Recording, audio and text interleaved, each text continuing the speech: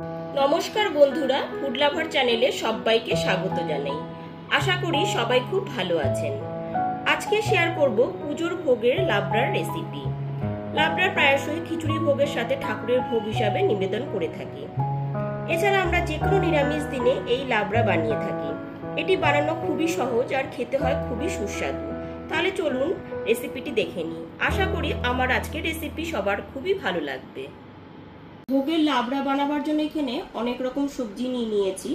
তার মধ্যে আছে বেগুন, আলু, পটল, কুমড়ো, মূলো, গাজর, ফুলকপি, সিম, পেঁপে, ঝিঙে, থোর আর কাঁচকলা। সমস্ত সবজি আমি একই রকম টুকরো করে কেটে নিয়েছি। কাঁচকলাটা যাতে কালো না হয়ে যায় ওই জন্য বেশ কিছুক্ষণ আগে লবণ আর হলুদ জলে ভিজিয়ে রেখেছিলাম। আর থোরটাকেও এরকম লম্বা করে কেটে নিয়েছি। এবার চলুন মূল রান্নায় চলে যাই।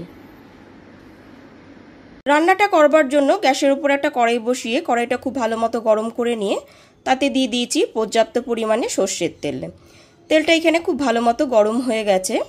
আপনারা যেই পরিমাণে সবজিটা ব্যবহার করবেন ঠিক সেই পরিমাণেই সর্ষের তেলটাও দিয়ে দেবেন। এবার এতে কেটে ধুয়ে রাখা সমস্ত সবজিগুলো একে একে দিয়ে দেব। প্রথমেই আমি বেগুনটা দিয়ে দিচ্ছি।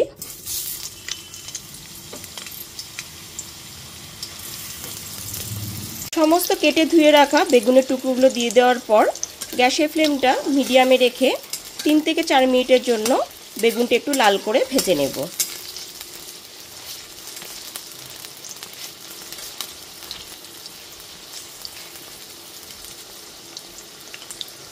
গ্যাসের ফ্লেমটা মিডিয়াম টু হাইতে করে বেগুনগুলো এখানে 3 থেকে 4 মিনিট ধরে একটু লাল করে ভেজে নিয়েছি।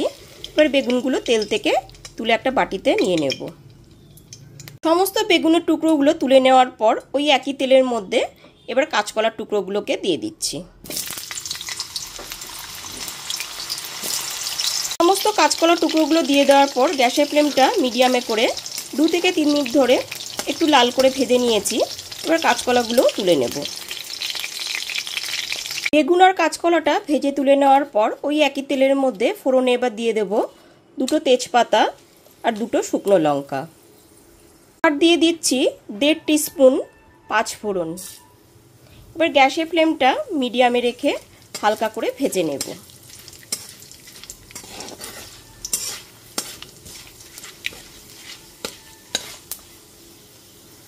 ফোড়নটা এখানে হালকা করে ভেজে নেওয়া হয়ে গেছে। এবার এতে দিয়ে দিচ্ছি কেটে রাখা আলু টুকরোগুলো। টুকরোগুলো দিয়ে দেওয়ার পর একটু উল্টে পাল্টে নেড়েচেড়ে নিয়েছি। এরপর এতে দিয়ে দিচ্ছি কেটে রাখা পটলের টুকরোগুলো। টুকরোগুলো দিয়ে দেওয়ার পর একটু নাড়াচাড়া করে ভেজে নিয়েছি। এরপর এতে দিয়ে দিচ্ছি পেঁপের টুকরোগুলো। পেঁপেটাকে দিয়ে দেওয়ার পরও একটু নাড়াচাড়া করে নিয়েছি। একে একে আমি সমস্ত সবজি দিচ্ছি আর একটু নাড়াচাড়া করে নিচ্ছি।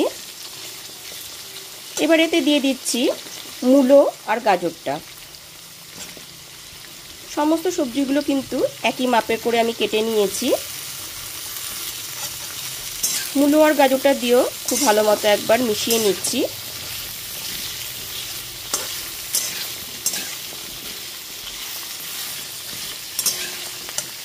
এরপর এতে দিয়ে দিচ্ছি কেটে রাখা ফুলকপি টুকরোগুলো।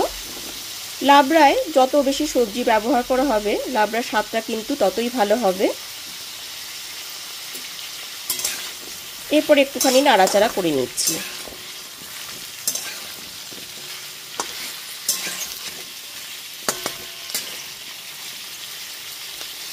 এইবার দিয়ে দিচ্ছি কেটে ধুয়ে রাখা থোরগুলো।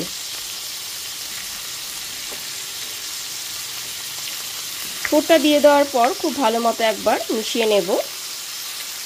থোরটা দিয়ে দেওয়ার পর খুব ভালো মতো নাড়াচাড়া করে নিয়েছি। এরপর এতে কুমড়ো আর শিমটা দিয়ে দিচ্ছি।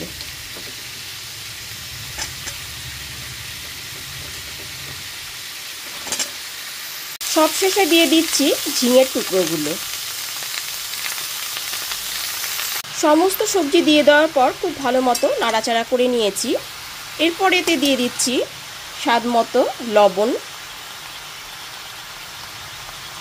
লবণটা দিয়েও খুব ভালো মতো মিশিয়ে নিচ্ছি।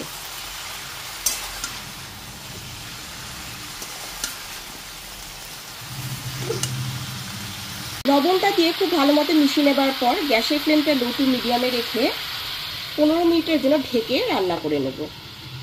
ঠিক 15 মিনিট পরে ঢাকনাটা খুলে দেখে নিচ্ছি।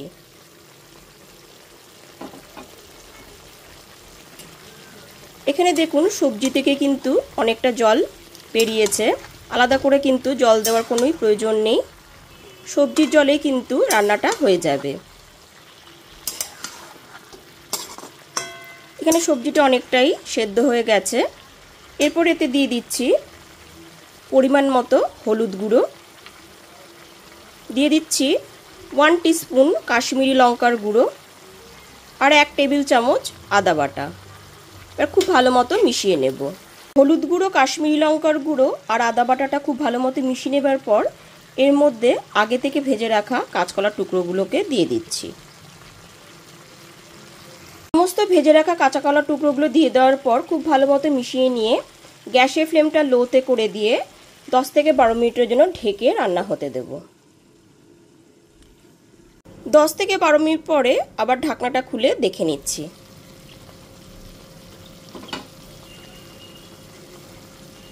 এরপর এতে দিয়ে দিচ্ছি আগে থেকে ভেজে রাখা বেগুনের টুকরোগুলো। এরপর সব কিছু একসাথে খুব ভালো মতো মিশিয়ে নেড়ে নিচ্ছি একবার। খুব ভালো মতো মিশিয়ে নেবার পর এর মধ্যে দিয়ে দিচ্ছি 2টো চেরা কাঁচা লঙ্কা।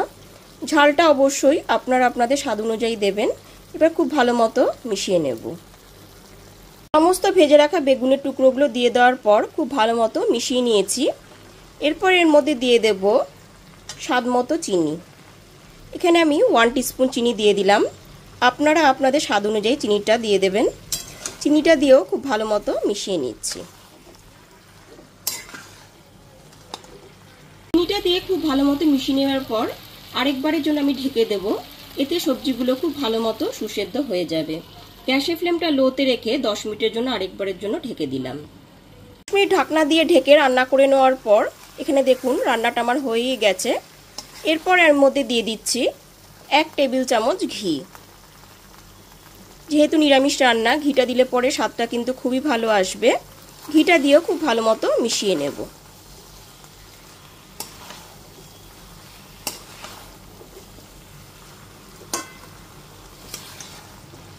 ঘিটা দিয়ে খুব ভালো মতো মিশিয়ে নিয়েছি। এখানে আমার ফাইনালি রান্নাটা হয়ে গেছে। এবার গ্যাসের ফ্লেমটা অফ করে দিলাম। গ্যাসের ফ্লেমটা অফ করে দেওয়ার পর 3 থেকে 4 মিনিটের জন্য ঢেকে স্ট্যান্ডিং টাইমে রেখে দিলাম। এইবার একদমই ফাইনালি লাবড়ার রেসিপিটি তৈরি হয়ে গেছে। গরম গরম ভোগের খিচুড়ির সাথে এটি খেতে দুর্দান্ত লাগবে। তাহলে অবশ্যই পুজোর দিন নিরামিষ লাবড়ার রেসিপিটি বাড়িতে বানিয়ে ফেলুন। আর রেসিপিটি ভালো লাগলে লাইক, কমেন্ট এবং অনেক বেশি বেশি করে শেয়ার করবেন। আর চ্যানেলটি অবশ্যই সাবস্ক্রাইব করে বেল বাটনটি প্রেস করে দেবেন। তাহলে সমস্ত ভিডিও নোটিফিকেশন সবার আগে আপনার কাছেই পৌঁছে যাবে। তাহলে আজ এই পর্যন্তই। আবার হাজির হয়ে যাব নতুন কোন রেসিপি নিয়ে। সবাই খুব ভালো থাকবেন, সুস্থ থাকবেন। ধন্যবাদ।